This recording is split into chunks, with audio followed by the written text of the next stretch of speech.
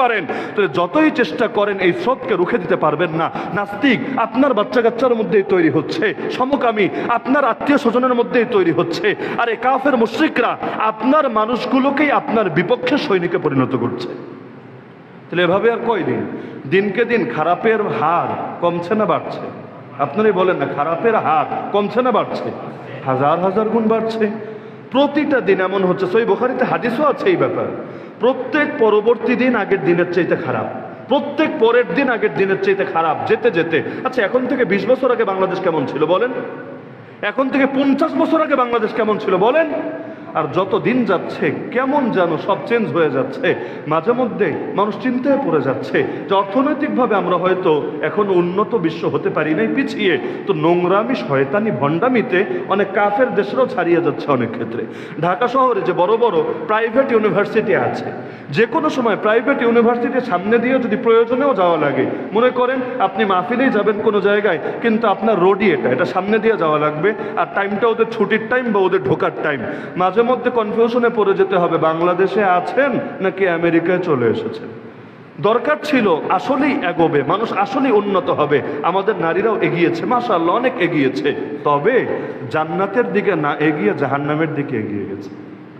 দরকার ছিল শিক্ষা এসে আলোকিত করবে, কিন্তু দেখা যাচ্ছে ওই শিক্ষারই অন্য পথে কাজে লাগিয়ে শিক্ষিতদের মধ্য থেকে নাস্তিক বেঈমান তৈরি করছে। মূর্খের মধ্যে কয়টা নাস্তিক আছে আমারে বলেন? এই দেশে যারা মূর্খ সূর্খ মানুষ, এদের মধ্যে নাস্তিক খুঁজে পাবেন আপনি? এদের মধ্যে পাবেন এই সমস্ত ওদের পশ্চিমা বিশ্বের এজেন্ডা বাস্তবায়নকারী? পাবেন না। হ্যাঁ, এদের আমলে ত্রুটি থাকতে পারে, এরা বেদাতে লিপ্ত হতে পারে, এরা না বুঝে অনেক পাপ করতে পারে, কিন্তু নাস্তিক হওয়া, মুরতাদ হওয়া, শাহবাগী হওয়া, আরো যা কিছু করা, এগুলোর মধ্যে কিন্তু এদেরকে খুঁজে পাবেন না। সুতরাং সমাজ সংশোধন করার কোনো বিকল্প নাই, সমাজকে পাল্টাতে হবেই হবে, তাহলে ব্যক্তি ভালো থাকতে পারবে না। মনে করেন পশ্চিমা বিশ্বে যারা ফ্যামিলি নিয়ে থাকে, আপনাদের অনেকের আত্মীয় স্বজন আছে, আপনারাই একটু খোলামেলা তাদের সাথে আলাপ করেন। তো বিশেষ করে যাদের মেয়ে আছে, ছেলে না, যারা মেয়ে আছে, আপনি খালি একটু নিরপেক্ষভাবে কথা বলে খোঁজ নিয়েন যে তোমার মেয়েকে নিয়ে তুমি কতটুকু টেনশনে, একটু বলো তো। কারণ ইমানদার থাকতে পারবে কিনা, চরিত্র রাখেন যে ইমানটা নিয়ে দুনিয়াতে বাঁচতে পারবে কিনা, এটা নিয়ে টেনশনের শেষ নাই। আমি এমন অনেক প্রবাসীকে চিনি যারা বিদেশ ছেড়ে বাংলাদেশে চলে এসেছে, নিজের ক্যারিয়ার, লাখ লাখ টাকার বেতন ছেড়ে বাংলাদেশে এসেছে শুধুমাত্র এই ভয়ে যে হুজুর ছেলে মেয়ে যেভাবে যেই পরিবেশে বড় হচ্ছে, আমার বড় ভয় লাগছে, ওরা মনে ইমান নিয়ে দুনিয়া থেকে যেতে পারবে না, বেঈমানের খাতায় নাম উঠবে।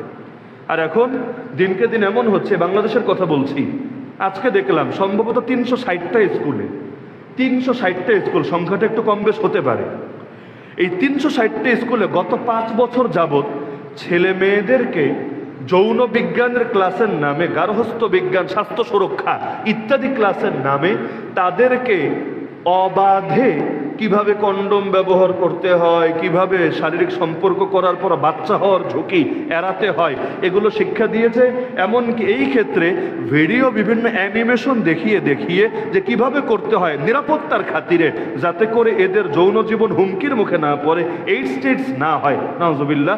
এই সমস্ত কারণে 360টা স্কুলে এগুলো নাকি ইতিমধ্যে এটা পরীক্ষা স্বরূপ, মানে বাস্তবে একটা পরীক্ষার ধাপ, নাহলে তো সব জায়গায় চালাবে, পরীক্ষা স্বরূপ যে কি কি ফিডব্যাক আসে যাচাই করার জন্য এই কাজটা করেছে। নাউজুবিল্লাহ, নাউজুবিল্লাহ।